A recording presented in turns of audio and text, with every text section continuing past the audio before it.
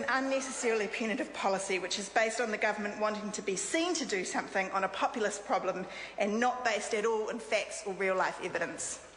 Well done, Holly. Honourable Kate Wilkinson. Thank you, Mr Speaker, and it's a pleasure for me to stand and take a call on the first reading of the Student Loan Scheme Amendment Bill number 3.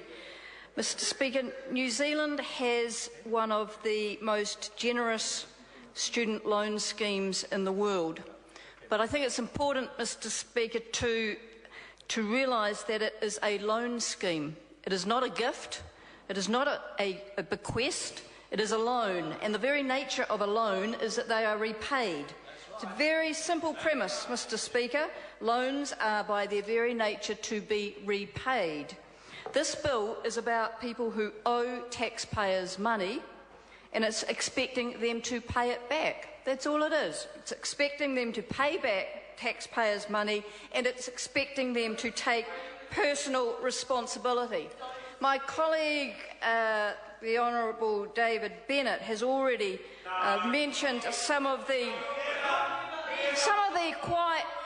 quite alarming statistics where overseas borrowers make up 15% of the number of borrowers, but they make up 64% of those in default, and they owe 85% of the total debt.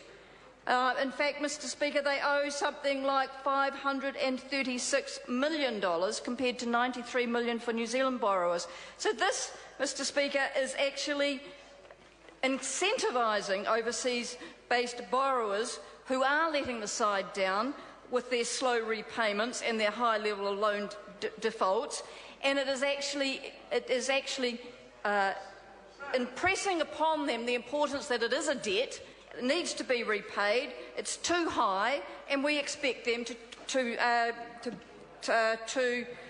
abide and comply with their side of the bargain, Mr Speaker.